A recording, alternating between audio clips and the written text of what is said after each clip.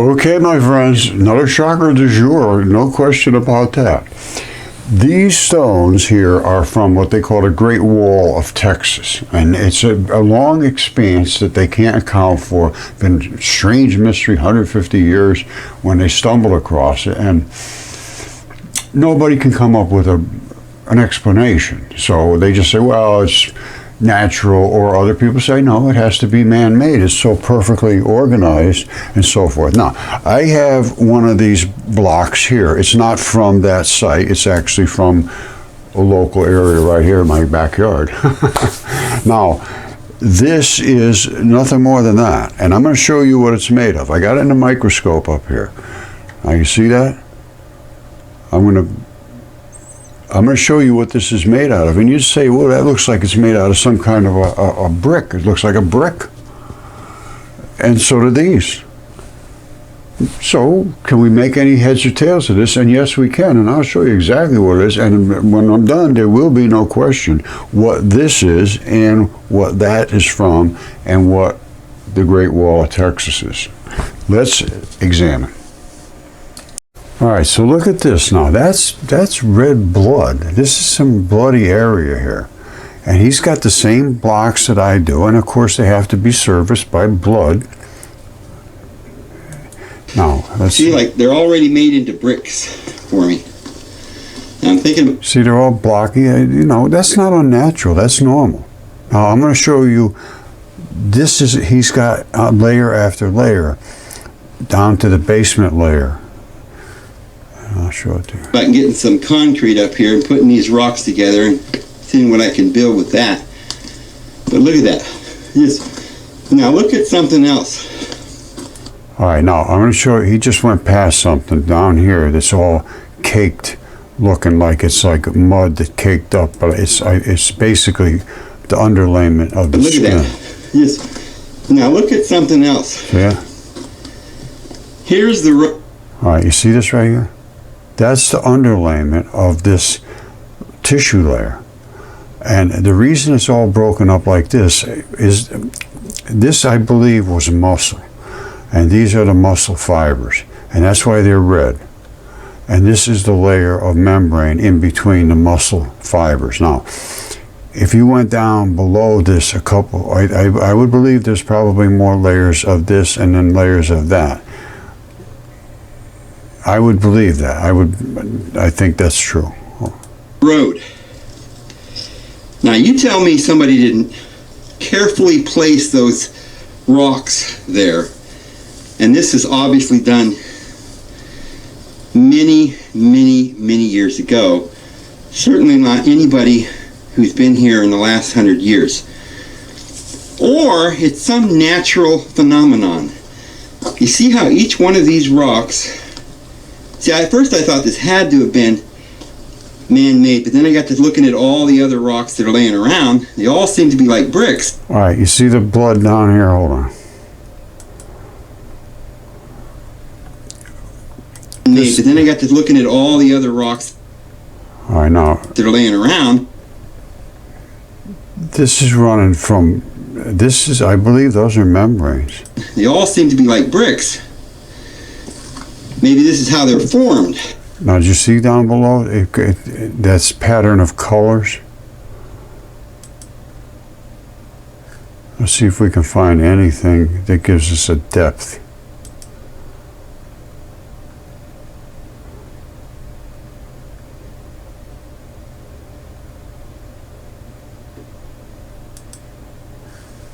All right, he's coming up the hill here.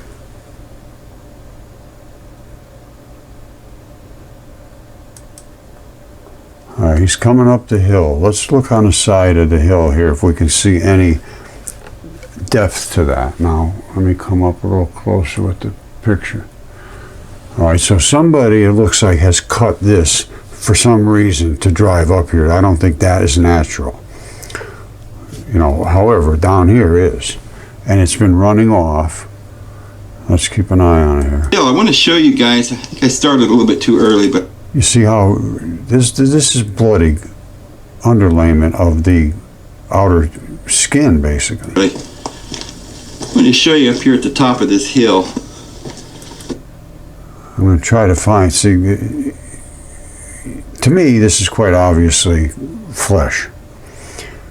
This is the skin, the cap over the top. What we got here is something interesting. Whoop. Just you can just barely see the. You see this, that right there? That's another layer. And that little thing right there, I think, is a little tiny blood vessel. You see it? Yeah, it's kind of cloudy today. Been cloudy and rainy. Rain golf size hail. All right, now he's coming from out of here, a bloody area, into this, back to a bloody area. This is layers of tissue. Somebody though has obviously, excavated up here for some reason. I don't know why. Day after yesterday, or before yesterday, had to park under a juniper tree to. All right, you can see there's a basement layer, and then there's this. Nobody put that layer down that precisely. It's eroding away, and that will erode away too. There's a basement layer, and then there's a tissue layer, and then there's some red blood. This is keep my car from getting all damaged, but right up here is what I wanted to show you. And I see all these rocks. Look at these rocks. Some of them are almost like square, level on both sides. There's so many of them, like over here. Now look at this. See, like they're already made into bricks for me. Now I'm thinking about getting some concrete up here and putting these rocks together and seeing what I can build with that. But look at that. Now look at something else. all right. I suppose we've seen enough. There's basement layer under these. I believe these could very well be sarcomeres, which is little muscle fibers. And in between them is going to be a layer like this, in between every bunch of these muscle fibers. I'll show you what sarcomeres look like. I think that's what we're looking at here. But my point being is everything is on gigantic, gigantic, gigantic scales. Nobody has expected this. It's time to take a look at it with a little more interest. Okay, this is going to be fun. These are some of the rock pieces that they took out from this rock wall, and they said, well, somebody must have made those or constructed this wall because they are so basically flat and perfect, and mine are even more perfecter than those. Now, this I will show you exactly what it is. I have the microscope on here. We're going to be looking at how was this formed? What is it constructed of? Why is this square like this? What's the materials that we're talking about? They would call this feldspar coated basalt. The inside is basalt. You see that? And the brown stuff is feldspar. Well, what is feldspar? And what is basalt? What is actually, what's plagioclasis? What's all this, the stuff they talk about in geology? We're going to explain the whole thing very shortly. Now, this is some of the rock wall, and this, I mean, it's all over the place down there. It's a big thing, this rock wall, city wall. Well, he's a sketch, that guy. And this is what it's made out of. And they think, well, somebody must have done this. It's just too patterned and so forth. Well, we're going to look at that uno momento. But it's all over the place down here. And this, I don't think that's real. Somebody drew that in as a picture, I think. And there's all these layered stones. And they're layered in blocks. I think I've shown you, and I show you this right here. If that's not a block, I don't know what a block is. Now, I have to be able to explain everything I see here to say that that's biology, which it is. And then I'm going to show you all the other stuff. I'm going to show you where the blood is in this, what the texture of the surface is. We're going to look at it up in a microscope. That's not a good shot yet because it's got to be a change of lighting and all that stuff, and then moisture and so forth. We're going to look at it in a microscope. We're going to look at where the surrounding edge, which is called fascia, pleura, whatever. It's a slippery, gooey substance that surrounds it. And the fiber inside moves back and forth because it's a tendon. And I have all this stuff. I can show you very clearly what tendons are. And these are what the tendon fibers look like. All right, they can be circular like this, or they can be hex, or they can be blocky. I'll show you that. But the key I want to show you right now is that they will break on these little fibers here. This is so highly magnified, it's unbelievable. And you see all the different colors? These are different collagens. There's 20, I think maybe even 28 now, different types of collagen, and they all have different characteristics as far as tensile strength and durability and all that. But you see all the little blocks? Even in mine, you can't see the block. It's just the blocks. They're just so tiny, tiny, tiny. Now, let's look at what a collagen fiber looks like in a tendon. Here it is right here. All right, these are the rope style tendons come down. They first break off into a block like this. Just like that, that's this. All right, out of this, which you can't see, there's a million different little bundles like this. Those have a zillion different, and they come out round. So you got square, round, hex, back to round, and back to just the tiniest little fibers you can possibly imagine. And that's these. All right, you saw that they break off flat. In some cases, some of them don't seem to have the break points like that. I think this, it's hard to say, but we know that they do break off flat, which I guess, that's broke off kind of flat. So anyway, the coating here, that coating, we're going to look at it in a microscope, is this. It's a fascially. It's a coating. They all have a coating around the outside, which is that. And then the fiber slides in and out amongst that because there's bundles of them and they have to move and do all that stuff. And I was looking up this here, coefficient of friction. Synovial joints, which is the fluids, are the least, they're the best lubricant there is. Teflon on Teflon is 0.04. And synovial joints is 0.003, much more slippery. So anyway, that's just a little knowledge there. Now, this I think is this. All right, and beyond going smaller than that, you just can't see it. And this fabric, you can actually see in this particular area, the fabric got wrinkled. You see? In the other areas, it just stayed flat like a pancake. Just like it normally was when it was in the body. Those three sides are absolutely flawless. But it was twisted here somewhere. You can see the flare comes down this way. And that's the skin right there. That's that's the thickness right there.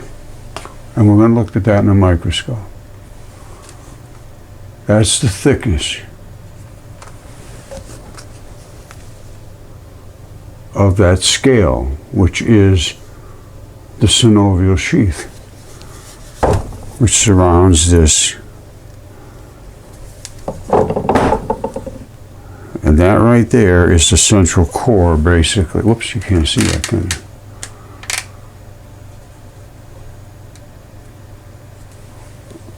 right in here basically is the central cores of this whole thing. All right, which are coming down to here. You can see them, see the circular patterns?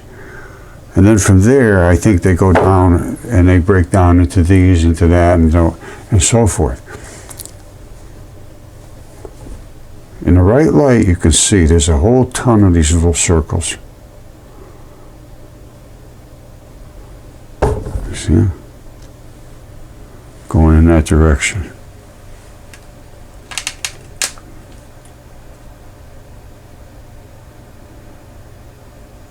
That's what a tendon is inside, and every one of those is a bundle.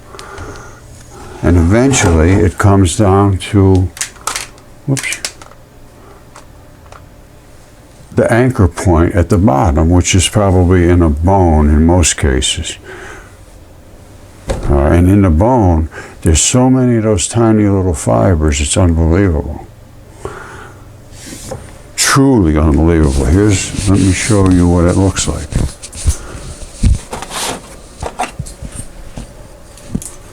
A tendon comes down to a bone. So that tendon would come from a muscle right here, down and anchor at the bone. And the muscle could pull the bone back and forth.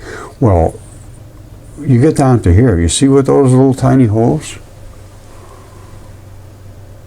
Every one of those holes has a strap. And in the back, every one of those holes back there has a little ball in it, so it anchors. And when I'm talking about a lot of straps and balls, you just have no idea how many. There is many, many, many thousands. Many, many, many thousands. All those little tiny fibers going through these holes. You want to see what the fibers look like? Of course you do. Okay, this is from Steve Getschminer, and this is what would come through these holes right here. All right, on the other side is what they call epiphysis. Epiphysis. It's a little hard to pronounce, but these are where these little ball anchors are going to be. And every one of these straps comes in and anchors to one of these little balls, which is one of these little tiny holes. And there is a bazillion of them. And every one of those little tiny holes has a fiber going to the other side to attach to a ball. And in the earth, they're just absolutely enormous. All right, I just did a video on this. This is those epiphyses. And they are right there. There's one, there's another one over here. And these are the layers of tissue. And these are the anchors. Well, there's layers of bone, actually. There's bone layers in here that separate. And anyway, we're made in layers. Just think about it that way. Some of them are circular around them. Yes, absolutely. Some of them are flat. Yes. Now, this is when, I think that's 125 years ago.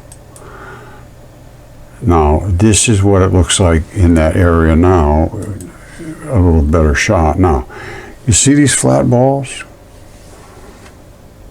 Normally they're not flat. The only ones that are flat are the epiphyses, which is the ones that are stuck in the bones. The other ones are round on the end, and they're in the skin. They're totally round, and they don't have a flat spot. Now you see all these little blocks? That's what that guy is seeing, only he's seeing it on a much smaller scale. This is huge. This stuff here is huge. But the same block, layer, and these are the epiphyses. And this is not just here or there. This is everywhere around the world, because the world is biological. And that is from some gigantic creature. And these, well, I'll show you what they are. On the inside, there's a shaft that runs in that holds that, like a strap, which is exactly what it is, because that's where the ball anchors inside this bone. That was a bone, and this is, that right there is the outside of the bone. It's this stuff right here. All right, and And this right here is this stuff right here. Basically, that's it. Right there is the bone, right on the edge. And this is where it starts to have the epiphysis. You see, there it is right there. They're coming through this. This little stalk goes through there, and these grow inside, and they mineralize right inside there, and that's how it anchors. So those little straps come out, and then you have a nice muscle that goes to pull this up and down. And the tendon is a nice little shock absorber. Gives you just a little bit of flex, and then the muscle does the big job. And this is the little straps that go through these little tiny holes, and they invest in the back with the ball, and the balls are flat. That's why we see them flat sticking out of the walls. That's a rarity. I never really saw this before, where I could see them flat, one right after the other, and that's exactly what happens in the epiphysis. You can see it actually shows it right here. They're flat. They're flat on the bottom. So that accounts for the straps, the balls, the flatness, the blocks, the tendon, why they break off so flat at the top.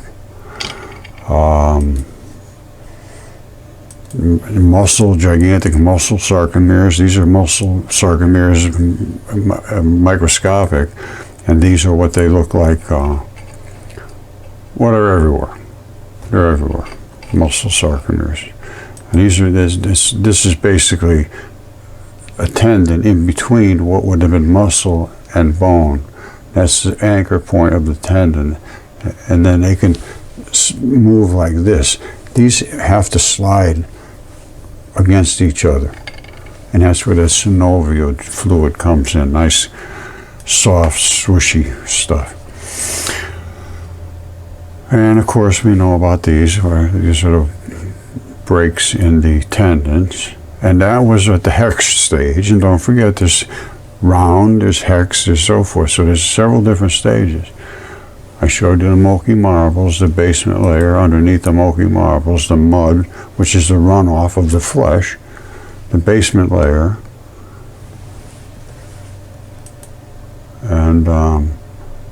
And this is Devil's Tower, which is an Achilles tendon. There it is right there. These are the straps. And this is the heel. They call it a calcaneus. You see what's going on here? You see the little where it's green growing there? That's where there's a little tiny bit of blood. And wherever there's blood, there's going to be growth. They'll grow right into those little cavities. Now, this and the green all around here, I'm going to show you in a second. This is the Achilles tendon. It goes up, and just a little bit above here, it was where the muscle was, which is eroded, and you can see it all around here. I'll show you in a minute. All of these little blocks that are all over the place didn't come from nowhere. That was more tendon, which was probably, let's say, about up to here or something like that. Now, this is the wrinkle zone. I'm going to show you that very close in a second. And the wrinkle zone is from these fibers. Under tension, when they snap, bing, you get a wrinkle zone. This guy is climbing up. Now, you see this right over here?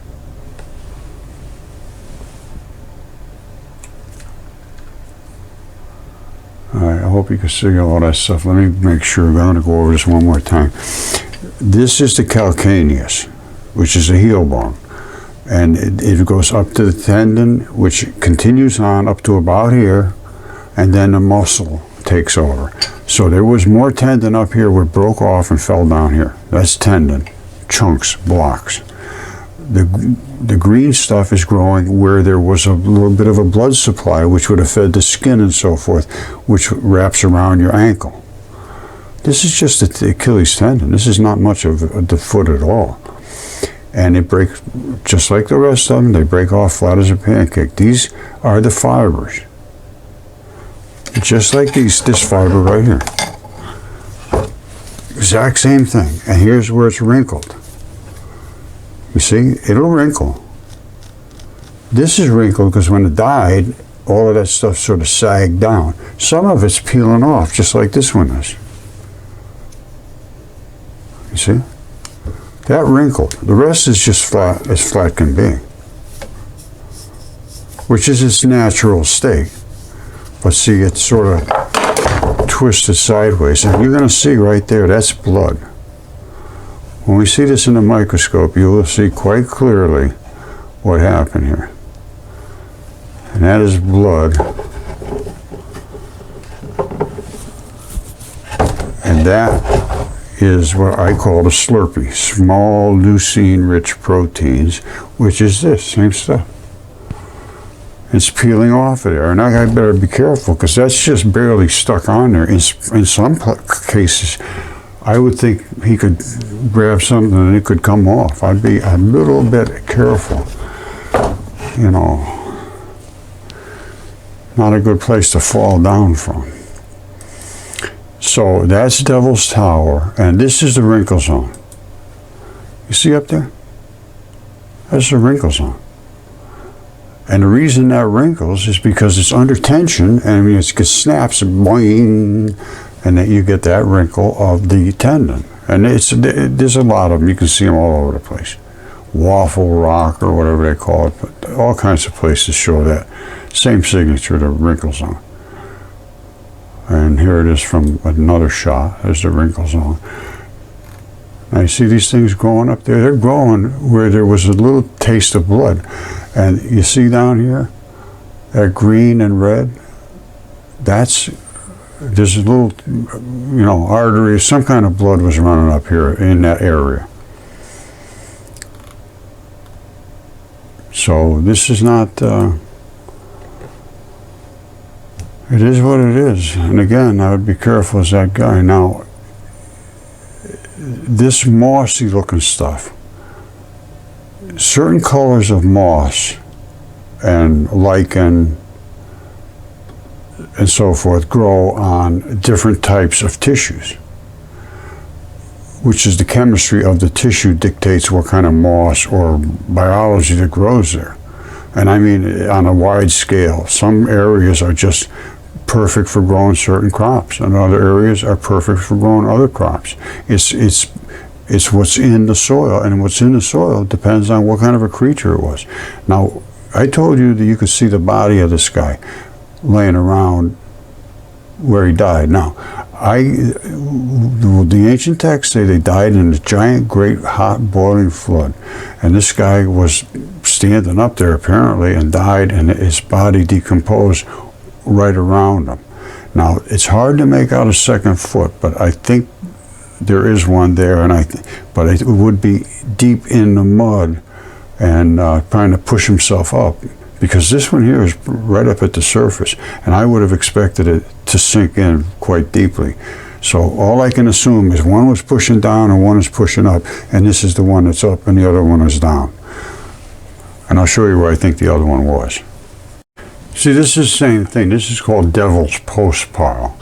And it's the same thing, wrinkle zone. Now, this is tendon coming together, like one is run to one muscle and one run to another muscle, I think. But they converge together and locked in somewhere up in that area, and it snapped that tendon off. And it was under tension when it snapped off.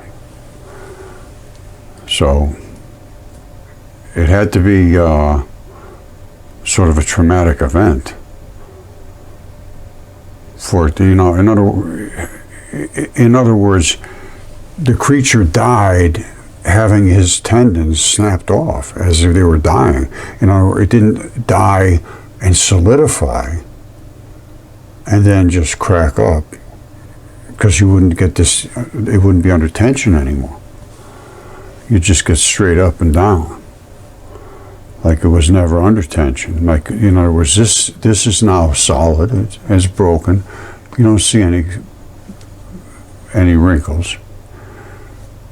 So they don't just automatically wrinkle once, but when they're under tension, they would. Point being, the thing died with the wrinkle zone intact because they were alive when that broke off. That's my intention. I can't see any other possibility. You see how wrinkly that is? This guy was boiled in a hot flood. And here's that. You see how it's growing, the mossy stuff? That's just some little red blood coming down here. That's the wrinkle zone.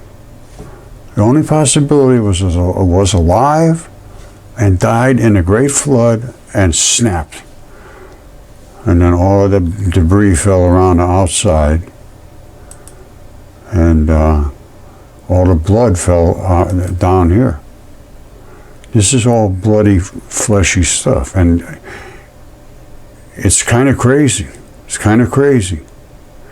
But his heel, you know, the Achilles tendon was going up this way to meet up with the muscle. And then just think of how tall this thing would have been. If that's only up to the Achilles tendon, which is the abrupt transition where they break off.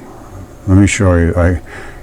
What happens is you got, well, this is just a regular bone to muscle, but these are all the fibers. And they meet up with the muscle. There's more or less an abrupt transition, a little bit of a interface. But down here is where all those balls lock in under here. Let me show you something a little better shot. All right, check this out. This is a no-toe. That's the tendon wrapping right down, right there. And right in front of it, that right there, is the tibia. That's where the tibia would have sat, right there. And this right here is the tendon. You can see the center of it. It's coming up right behind the calcaneus bone, where the tibia sits down. All right, if you know what to look for, you can see it. That is the tendon. That is the Achilles tendon of a no-toe. Now you see that bump and that bump? Those two bumps are where the tibia comes down and hangs over here. The fibula just comes over here and lays on the side. All right, those two keep this bone from going too far over. They're the hook. You see the hooks? That keeps that bone in this cradle. And then the fibula attaches here. So this is the tibia. That right there is the tendon. And the fibula sits on the side. And this is a no-toe. And that's that assembly right there. The fibula just falls right off because it's only held on by a couple of ligaments. You almost can't even see how it was held on. But they all just fall right off. I've got a number of these. This one's the best. You can see the tendon. That tendon is this tendon. All right? And this is a no-toe. It's just, you know, there's no question about that. I drilled a hole in that right there to get blood out of it, and nobody would test it. So anyway, this is where the angle happens, and I think this is made with springs. We have other ones that have no question whatsoever they're made with springs. This appears to be some kind of a plate built into the foot. This is not a shoe, and this appears to be a pinned spring with a couple of little rockers in the front that twist up this way and sort of straighten the spring out a little bit against this plate. And then they would fall back automatically by themselves, and they bend right on that. And the toes are built in. Nobody ever took the shoe off. There was no shoe. And that's how all of this stuff comes together, all of the tissue. And it's like almost like a plate with a button right in the middle, right there. You see it? It's crazy stuff. And these are the front spots where it hits hard. And of course the heel. And the arch of the foot. And that built-in sole. You could call him no-toe or call him soul man. Now, again, this is what it is. Now let's look at a couple of anatomical things, but you see what we're seeing. That's a no toe with the whole rounded foot. It doesn't have like the regular foot on an angle. And I do have some with the foot on an angle, and I have other ones that just look like just gigantic balloon feet. But it is what it is. Now, this is where the wrinkle zone happens. Now on the, and by the way, this is the tibia and a fibula. All right, the tibia is the big bone goes up your leg, and that has this thing that hooks over, and actually is exactly this. The bone is here, and those two spots right there is where the tibia locks in. The fibula just lays up against there. All right, so we have seen this, and this one probably broke. Well, I don't know. You can see it has that little bump, and then it came up, I don't know, up in here somewhere. You know, it depends. They break in different places, I would imagine. I don't know, you know, there's not one specific spot. But, you know, you just look at it and let's see. It's not far up. It's not far up. Now, this is going to sound insane, but I think it's possible. Well, first of all, we need a second foot. I believe this is where the second foot is, down deep, deep in this area, but deep. And of course, this was like the pushed up foot. So he was pushing up, and this got up above, and couldn't hold out any longer, died in position in the mud. The foot's still in the mud. And I'm going to tell you right now, I can't see any other. I mean, think of how big this guy would be. This is flesh over here. Red clay is red flesh. This could very well be his penis. I'm serious. You think of how big this guy would be if his 2 feet were here and he was standing up and his flesh came down. And anywhere you see green, there's a lot of blood. That green makes a lot of blood. And you know what I'm saying? You know, it's just what it is. I didn't make the rules. You know what I mean? If he was standing there, and everything just decomposed right and fell off him, that would be one of the things that would fall off. And boy, I'll tell you, it's got the look to it. And there's blood all over the place here. This is just nothing but bloody mess all around there because the guy died and made blood everywhere. Now this is from K2ENID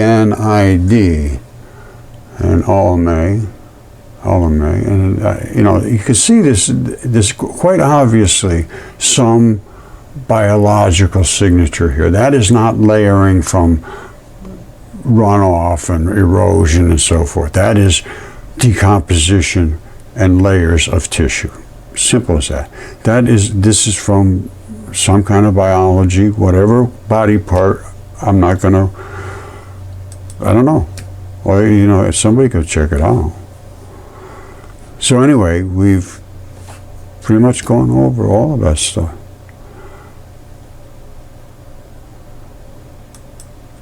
I don't know what else to say. We need to examine the world for what it is. Like this right here, nobody came up here and built this thing with stones and so forth. That's quite obvious, and nobody's even, you know, intimating that that's what happened here. We know that this is some kind of biology that was skin that was pinched together. And that happens.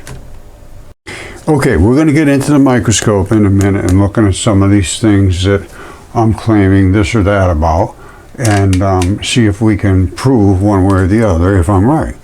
And I understand all that I understand the biology, the anatomy, the chemistry, the geology. I understand what they call basalts and rhyolite and all of that stuff.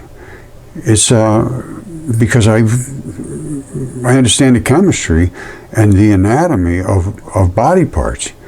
Basalts are things that have stretchy, gooey parts to them, and they have a lot of connective tissue in them. Lungs and so forth make basalts, and this is basalt, but it's inside the feldspar, which is feldspar is the membrane. The membrane is aluminum silicates, but inside is basalt, is a different molecular configuration, which points more, well, it's different chemistry. Well, this is where it gets tricky, because nucleophilic invasion allows for a complete change of everything. Like that was a bone. That was no question, that was a bone. And it was attached to something like in a wrist, something like that. There's still a tiny piece of bone in there, that little white spot. If you can see it, I don't know if you can or not. There's a little white spot there, that is a bone. Still the tiniest little piece. But nucleophilic invasion means that I can change this into anything depending upon the conditions that it was encapsulated in. Primarily, the outside is going to be feldspar, because that's the membrane. It allows stuff to come in and go out, and it doesn't change a whole lot. It will change, like this one, this hair follicle. This is from a giant, from a hair follicle. A giant, I don't know what, but it's a giant hair follicle. All right, that's it right there. Now, that right there, with that little dot, is where the erector pili muscle attached. It'll allow you to go this way, that way, pull your muscle, you get scared and you do that. Now, coming up, of course, the hair comes up out of here. Now, this, if you can see the shadow there, is the erector pili muscle. It attaches right up there to the hair, which is gone. It's worked its way down. Now, coming down to the root ball and to the two little hair papilla down on the bottom, which is basically the vein and artery, those two little dots, that's a hair follicle. Now, it's 2 inches wide, so it's substantially bigger than a human now. So it was from some kind of gigantic giant. Now, here's the point I'm making right now. This is a hair follicle. And whatever condition it was in, the entire thing, basically, everything completely changed except the membranes. The membranes are the one thing that just doesn't seem to, I mean, they changed, but not like everything else. The membranes are the separation zones, and those are the protective things. I call this fascia, which is the membranes, facilitated fossilization, because everything was encapsulated on its own. This is fascia too, on this bone right here. I mean, this tendon, that's fascia. Everything, anything that has the collagen in it and the keragens, like even Caesar here, his feathers are fascia. To him, it's fascia. It's like skin to him. It's the coating on his body. You see the patterns? And they would call that feldspar. His little beak, his little nose holder. And he died flat like this, which everything died in the Great Flood. All my stuff came from the Great Flood, and basically everything that you see. And this side, you can see where his throat was, deep up inside here, in the shadow. And I think that's his ear, and I think that's where his eye was. You see his other eye? That's where his eye would have been. Here's his ear. You can't see his ear over here, but it's right up in that area. And he died flat like that.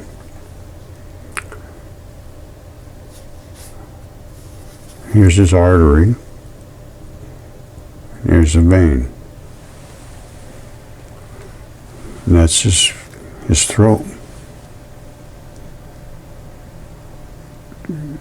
Transitioned into basalt. All All right, what we're going to do now is use the microscope. I'm going to show you what the surface is like, and then as you break through this surface, what happens when you get to the inside, and is there a membrane in there, or what's going on?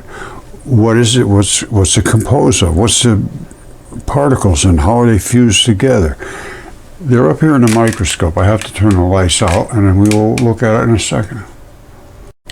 All right, what we're looking at now is like a section where it's going down from the surface down into the actual tendon below. So this is what you'd consider the fascia. Now I have it on a very low light because that allows you to see the different colorizations. Now I'm going to put a little water on there, and that usually changes things pretty dramatically. And the water usually gets soaked up very quickly.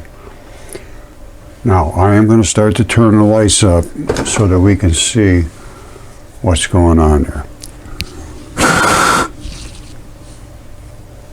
All right, so we're seeing a lot of, flashback. Hold on, let me back this out of here and dry it up.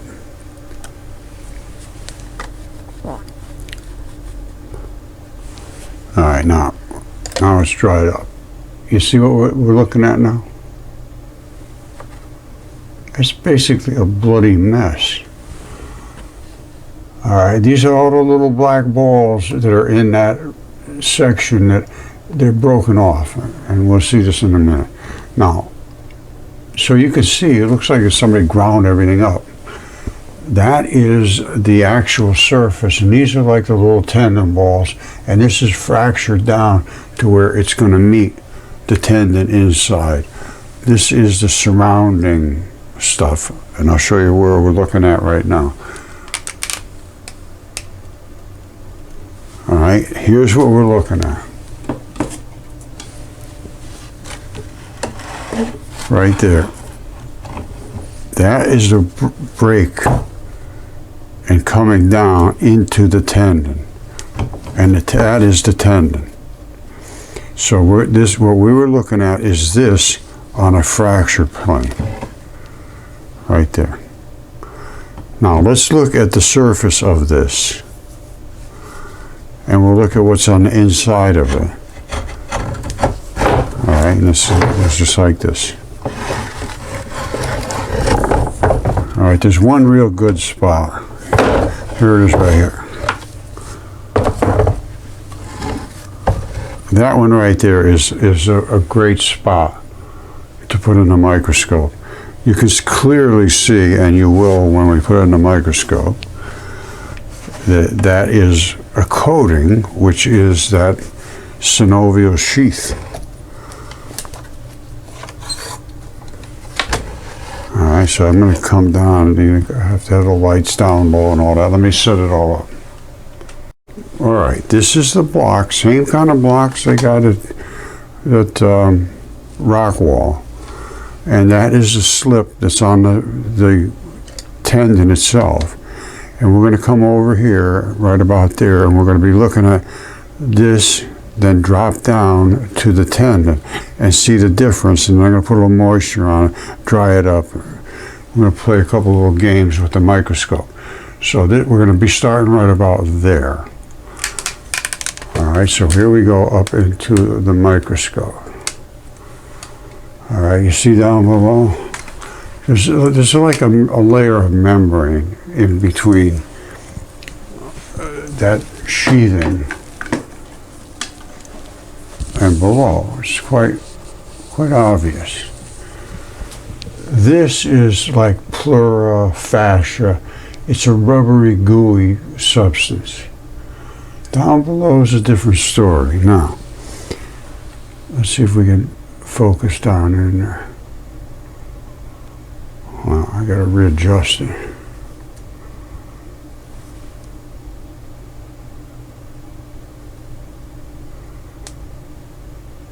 All right, you see how bloody that is down there? And that's a pretty steep drop off. Now, I'm sure there's going to be a lot of membrane activity in there. I'd be surprised if you didn't get a huge catalase reaction. I haven't tried it, but it looks like a bloody mess.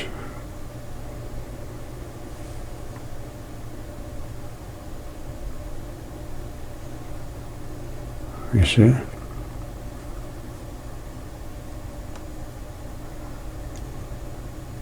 And that is that block. Now, that is the slip edge. So let's look down from above. All right, just so you don't lose perspective, we were over here looking at this surface and then down at the inside, which is this, which is the tendon. Now that surface is, I call it a rind. It circles the whole tendon, and that slides in and out through this rind. Now, we were looking at this versus this. We're going to do a little more microscope shots here. And I'm also going to show you how the blood collected down here. This died with this surface down, like that. And I can show that, almost prove it without a doubt, because the blood runs down. And if you know how to look at things correctly, you will know that the blood has run down from here down to here. All right. And this was the flat spot. I'll put a little water on there and you'll see it'll become more clear. All those little fibers are the things they talk about, granite and basalt and so forth. That's it. This is basalt inside, feldspar on the outside. And it is the coating of that tendon.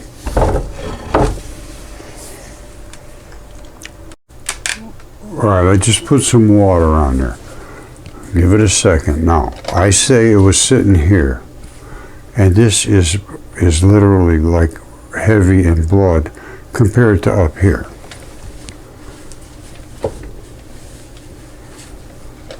See how red that is? You got to get it just in the right light where you can see. This here is where the blood ran down. That's a pretty good shot. You see the blood has run down here? And this is the bottom. Or actually it could have been on that side. That's dense. It could have maybe been that side. And the blood came in from this side. There's almost no blood inside of these. But this is where I'm going to go with that. I'm going with that. What do you think? Option A, option B.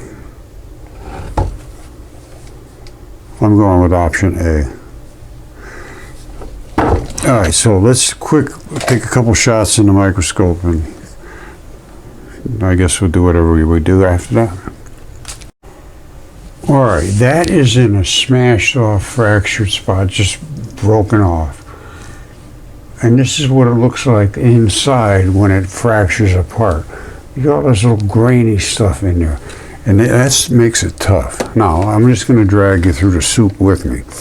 That is the end. Now we're going to come over the edge here and down. So this was just a fractured off spot. Now, I'm going to go to the flat spot at the top. And I'll show you, I'm going to go right from the edge. Come down a little lower there, there we go.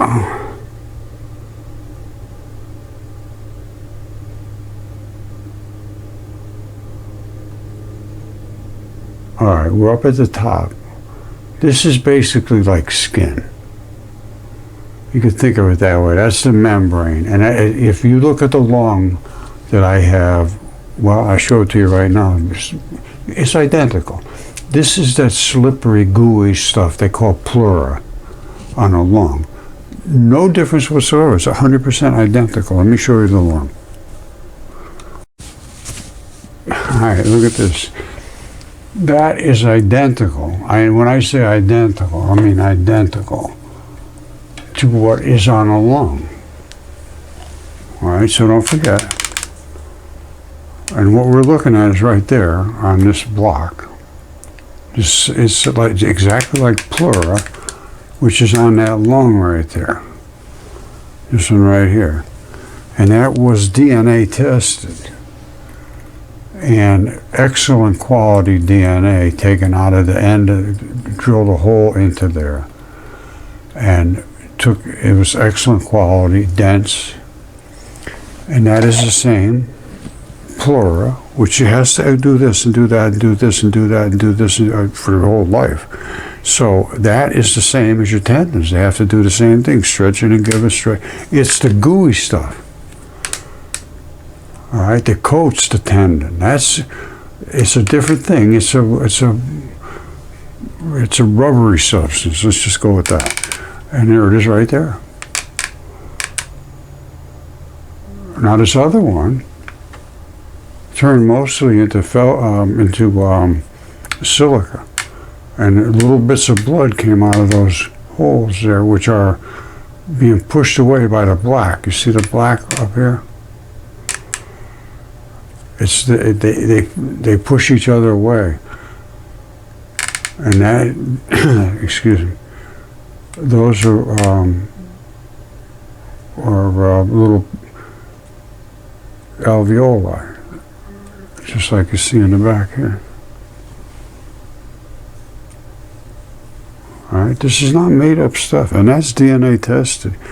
And it also was CAT scan. You can't see a whole lot in the CAT scan because it's transition, but it's the pleura is the thing that protects everything, and the blood is the best preservative there is. It's as crazy as it sounds, it's true.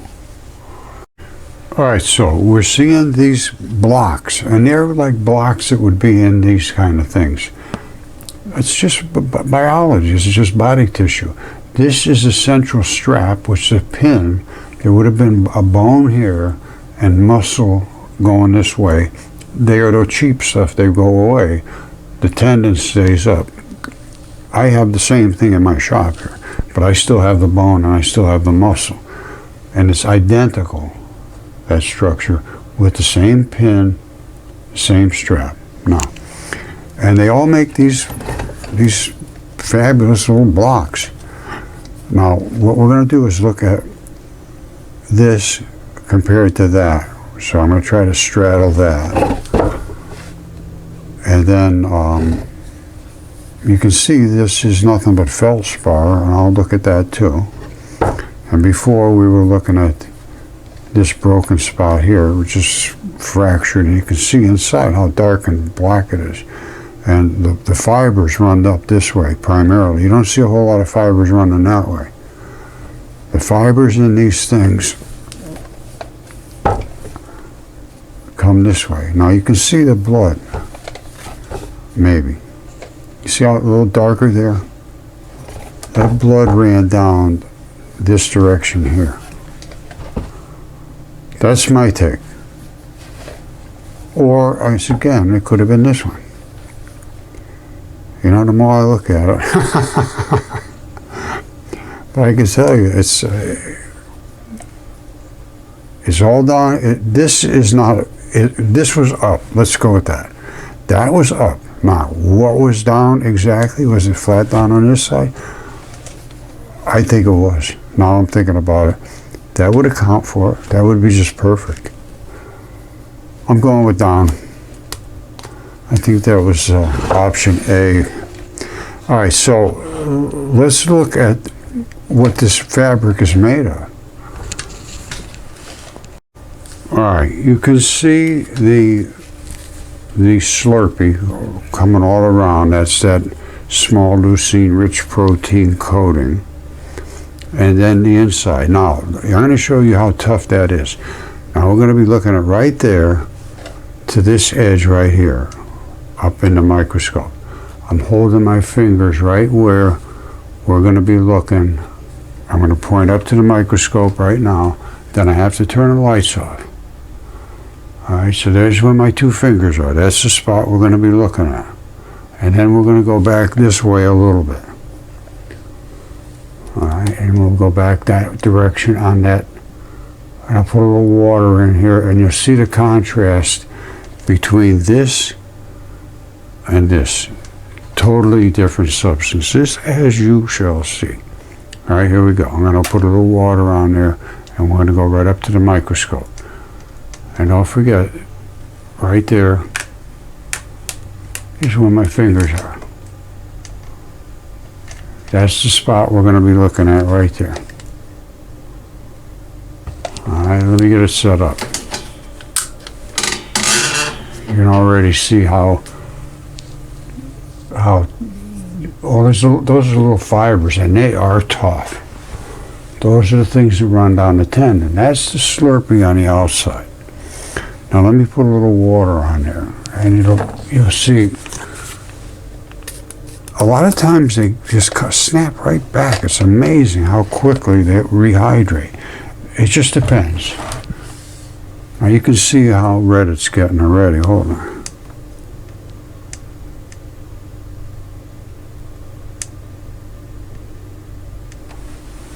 You see it?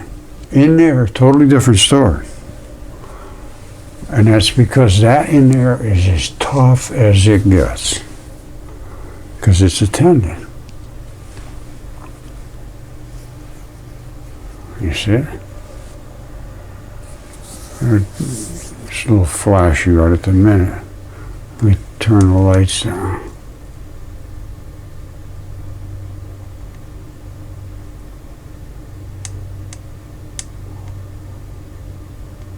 You see all those little dots? Those are tough little cables running down through that substrate of whatever it is. They call it basalt now.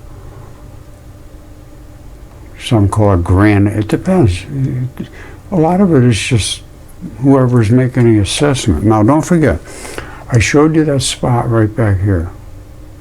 See how big my finger is compared to that little edge? If you come back this edge, you can see it's surrounding this. Now, all that blood has run over to that,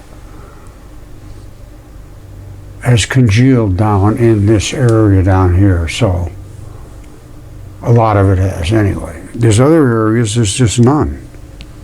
As a matter of fact, I'll show you one right now. Hold on, I gotta orient myself. Alright, I see where it is. This area here has no blood in it. It's still got, whoops. Alright, here we go. Well, when I say no blood, it has very little blood compared to the other spots. Let it settle in.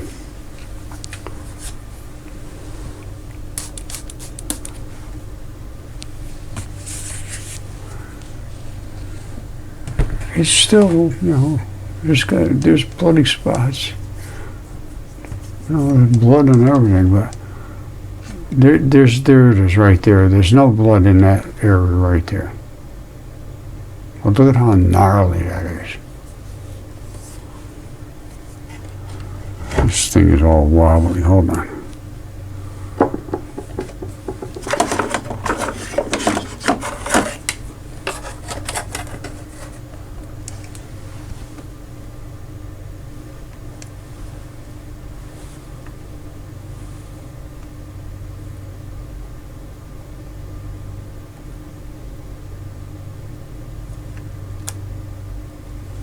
Well, it's easy to see the difference.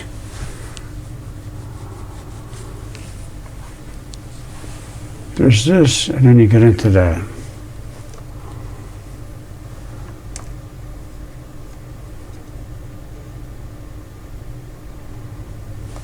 All right, now, so that's that.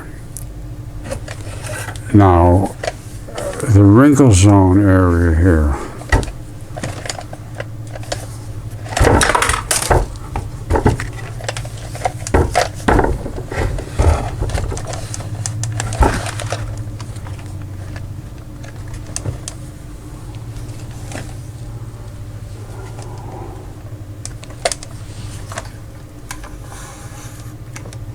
So it's going to be the same stuff. It's just going to be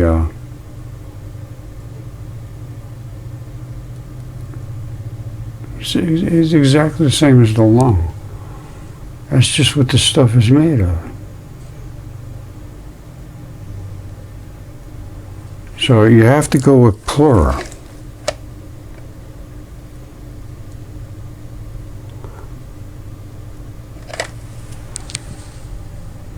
I would. I'd say that's as much pleura as same as what was on the lung. And what it is these little balls have straps on them. I gotta show you this. This is hilarious. What we're looking at right now is that tendon. And you see all these little black balls? See all the little white straps coming off them? Can you see that? You see all the little the white straps coming off the black balls, laying all over this. I know you can see it. Just take your time and make sure it's focused.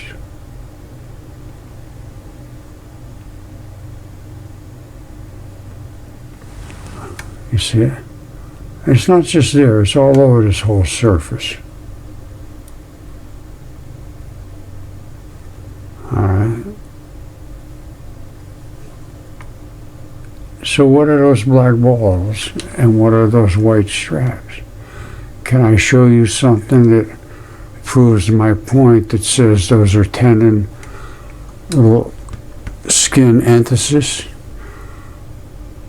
in the pleura? Virtually the same as leather, and the straps stretch from the balls and the balls are everywhere. And you can see the little white straps.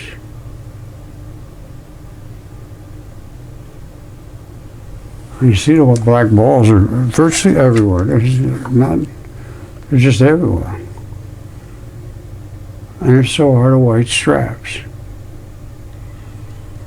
And this is what surrounds this tendon.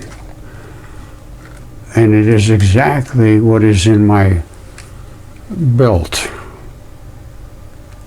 Okay, what do you see? What are we looking at in the microscope? Well, you see these little black balls? Remember I was just showing you on that brick that I had here, that block, all those little black balls and these little straps? Well, this is my belt, and it is made of the same stuff as the pleura that's on lungs and as hide, it appears, because that's all those little black balls, and they're all attached to a little white strap, and those straps are just loaded with fibers, as I have shown you, and you just saw on the big block. Oops, now let me find my device here, and we're going to look at different area on this. Right there is the loop. You see the fibers? They're being pulled off of the balls. Well, they're being pulled. That's their job, is to hang on there and pull and twist and pull, and the balls stay anchored. This is not something that's mysterious. And this is, there's a lot of these balls, billions and zillions of them, and they flatten them out and roll them and do all this and that to them. But on the side, looking down on the side, you can actually see there's still, they're round balls in there. That's just the way they're made. Saturated with these balls and straps. Same thing I just showed you on that block of stone. Alright, in this shot, this is coming down, you can see the surface, which is basically the skin, and just below it is this malleable area. And all of those little black balls and these straps are what allow that hide to move around and stay attached basically with these little straps. And this is called split. cowhide, which they just split it open, I guess. So it's, as I showed you, you can see the actual straps and balls on the other side. But they do crush them and roll them and all that. But you can see on the side, you can see pretty well. And you can see that's the skin. That's the skin, and that's going to the inside. All right, I'll turn the light up a little bit. I don't know if that'll help or hurt. It does both.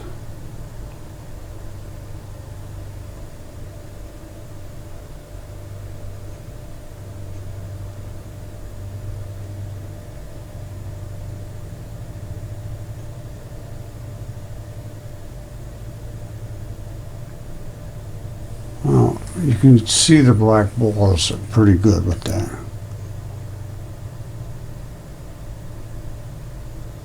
And when you get down in this range, you can see the red stuff where it's bloody.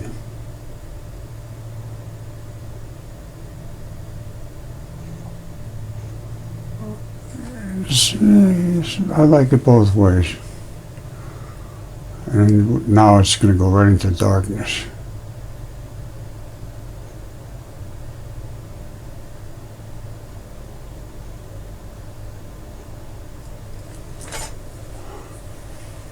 You get a different richness when you lose light, and you get a little more, pizzazz when you have a ton of light. It's a different.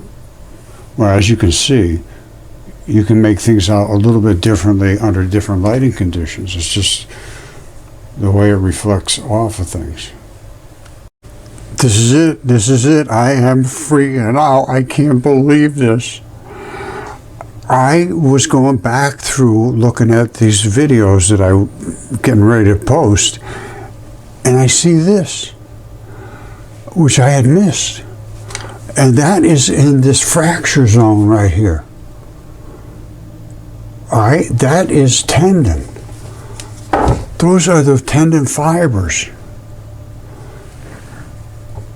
Can you see those tendon fibers? That's tendon. This is tendon fibers right there in that fracture zone. This whole thing is one gigantic bundle of fibers. And I missed it before. Watch here, hold on. Let me turn off the sound. Fractured off spot. Look. I said this is a fractured off spot, and it is. And there's the tendon. There they are. That's just unbelievable. If I would have missed that if I didn't go back and look to see if I screwed up, because I do a lot. And a lot of them I said, "How the hell would I leave it anyway?" Look, there's more here, more here. This is just nothing but a huge bundle of fibers. And that's right there. This is right here. That's right there. And this is nothing more than a bundle of fibers. And I showed it here. You see how dense those fibers are? You're going to see it in the other ones, but I didn't know I could see them sideways. I could see them head on this way when they're broken like this, but I didn't know I could see them sideways like that. That's the first I have seen of them looking like a tendon strap. I see them in the bundles going straight down here. They're all over the place. You'll see them. Unbelievable. It never ends. Okay, it's time to wake up and smell the mud fossils, because they are all everywhere, literally everywhere, and they actually do have an odor to them, depending upon what is still biologically active in that particular mud fossil. Such as a no-toe, you may have foot odor. I don't know. Or your bones may have some form of an odor to them. Or your hair, the roots of your hair may have an odor to them. Or even your flesh. And they do feel slippery when they get wet. You know, it's slippery when wet. This here is a heart. That is a heart. That right there is where one of the major valves in the heart is. A lot of blood in hearts. And it died flat like this, as they all basically did. And that's inside the heart chamber, and that's the side that has the vein blood. The other side has the artery blood. And that's where the artery red blood is. Two different situations because it's two different chambers. And there are many, many, many cases of this. I have been inundated with people sending me things and showing me things and wanting me to look at things, and I like doing it. It's just there's only so many hours in a day, and I'm trying to make all of this evidence available to everybody. So I'll try to do the best I can to respond, but don't take it to heart if I miss it, or I just don't have time to respond, or it's a little too deep to get into that type of thing. This is all reality. It's all something that's got to be examined for what it is. You come back and look at these pictures and zoom in on them and see what you think.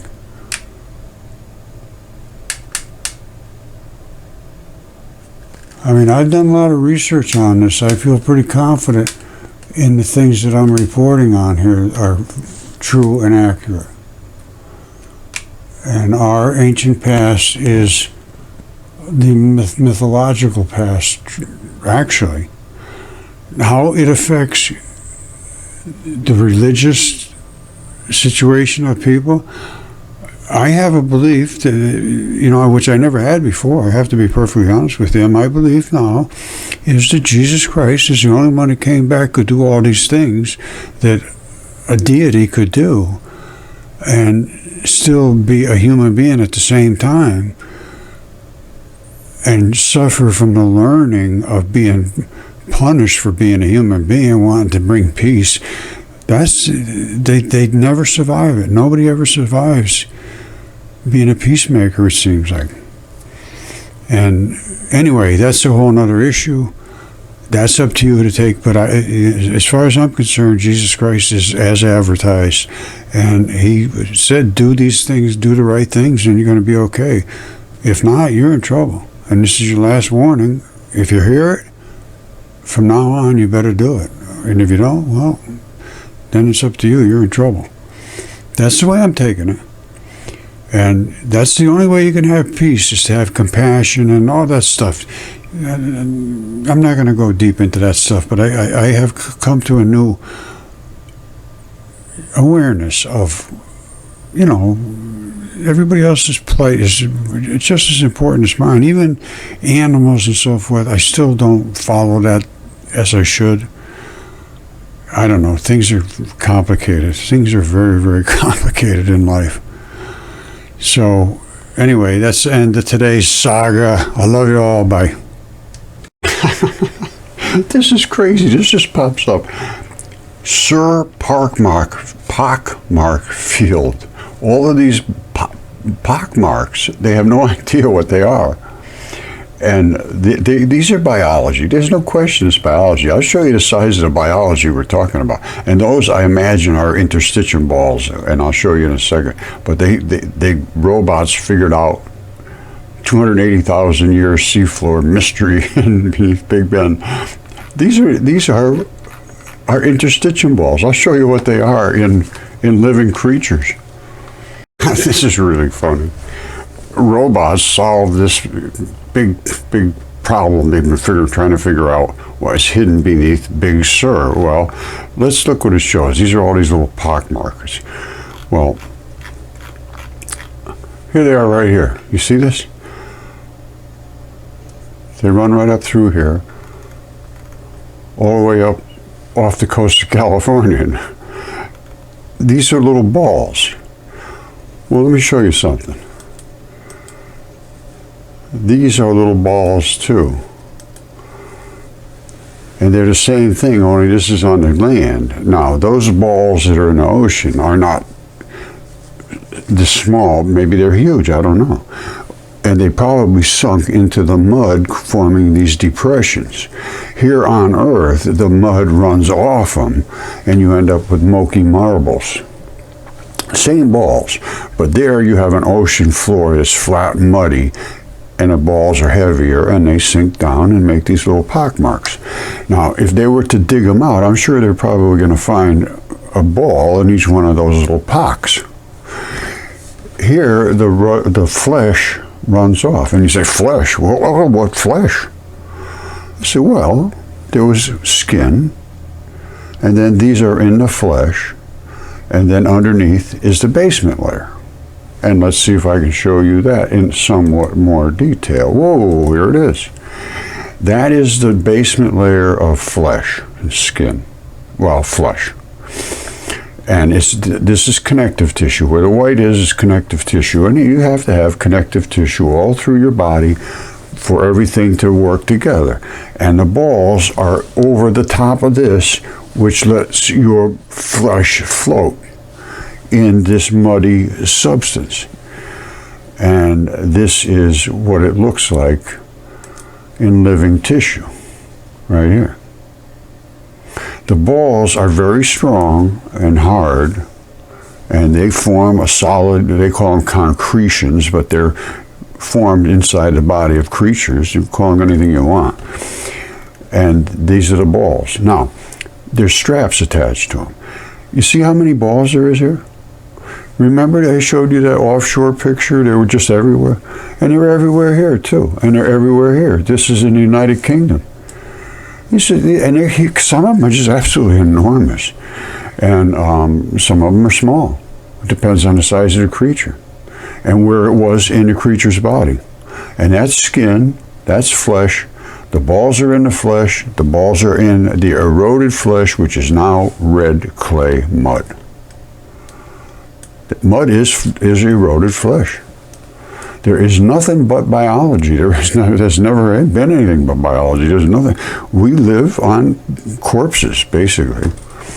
Now, I mean, all I can say is what's here. I'm a material scientist. I don't make things up. I show what here is here, and then I try to determine what it is using all the tools available: chemistry, anatomy, biology, and history, and all of that stuff. None of this stuff is I'm making up. So don't forget, this is everywhere. And it's not just here, it's not just there. Up in Alaska, there are green little mouse balls everywhere. They're covered with green moss because they're coming out from the frozen glaciers now. And instead of being like this, and having them living on here in the ocean, up there is freshwater, they're green, very green. You see what I mean when I say green? These are all those same little balls. They were in the skin of some gigantic creature, and 100% of them are covered with this green moss, which is resident in that creature's body when it died. And it's now feeding on the ball. Once the ball is consumed, the edible stuff, you're inside to the milky marble, which is this thing here. Something similar. There's all kinds of different ones. I have literally probably at least a dozen or more different styles of these balls. Because they're in different places in different creatures' bodies. That's all I can tell you. Okay, I'm sure you remember my belt. Exact same stuff. These are the balls. These are the little straps. And there's a little bit of bloodyish, reddish stuff in there, which is fleshy, gooey stuff. And this is what coats this block right here, because there is what we're looking at right there. So this is not something that can be ignored. I mean, it is what it is, so if it is what it is, it is what it is, and it is what exactly I say it is, because it is. All right, I think I've made my case extremely well.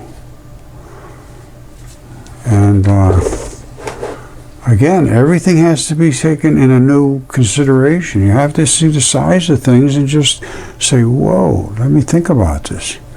I mean, when these little things that are inside of bones, and I showed you how many of those little tiny bone holes there, these are epiphyses.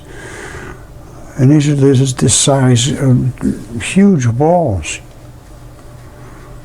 And they're everywhere. And this here, these are like this in us. Well, I think I got a shot showing what it does look like in us. Right there. That's what it is in us. They're like that. And then when these gigantic creatures died and everything washed off them, they ended up with these. And this is washing off the wall of the guy's skin and flesh here. It's just undeniable. So to deny it now is foolish. To examine it would be the way to go, I would think.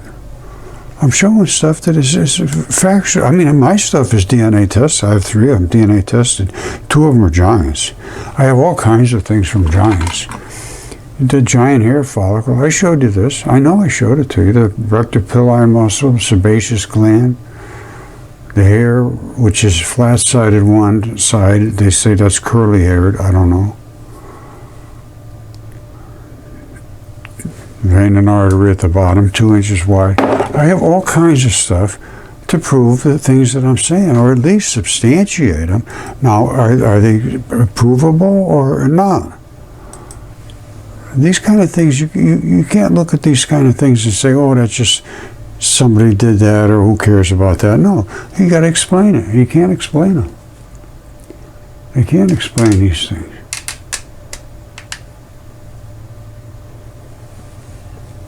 Not without using biology, they created them, which is, it is. It's just nothing I can find is 0. It's not from biology, and that includes the stuff that asteroids and asteroid Bennu and all that stuff. It's biology. All the stuff on Mars itself, same as Earth, no difference. Devil's Tower. A pretty good sized guy. And this is all the parts that go along with him.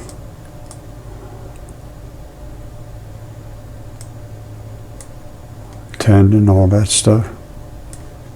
Here he is.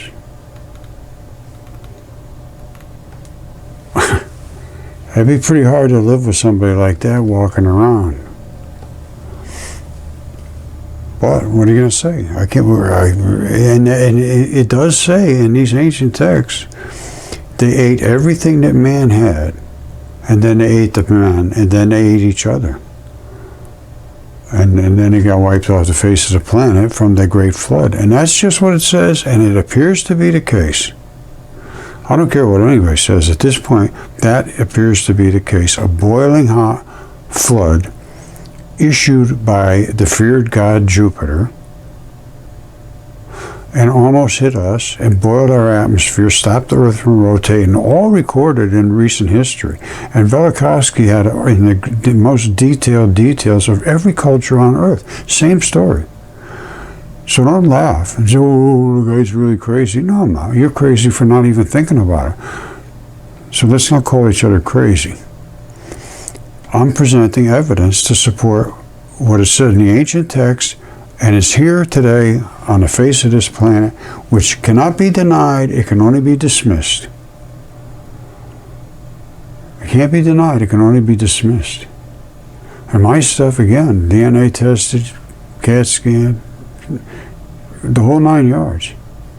And I made other discoveries based around this stuff that nobody can understand, because I can see things doctors can't see. I saw this layer.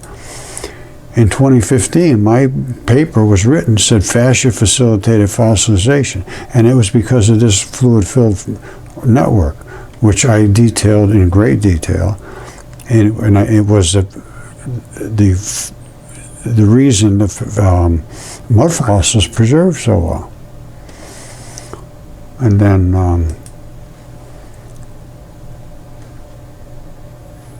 So, once again, I think I've proven my case. I don't see any reason to keep going, but I do see a reason to re-examine things, and I think you do too. If you're really thinking and you want truth and honesty, and you don't want to just be walking around in circles for no reason, when a lot of this stuff is explained, and now what does it mean? The material evidence is here, and the material evidence is literally undeniable. At this point, it is undeniable. And again, my stuff's DNA tested and CAT scanned, and I got the specimens here. Anybody who's willing to test them. I've got new species, the no-toes. We got spring foot, and this is a different one. We got all kinds of stuff. We got Caesar. He'll attest to everything. Caesar Augustus, my goose. His feathers. I think he's a goose. He's a goose to me. Caesar, you're the best. Now, I'm showing stuff that it just cannot be denied. It cannot be denied. So, you want to trust your teachers, but you want them to be able to be trusted.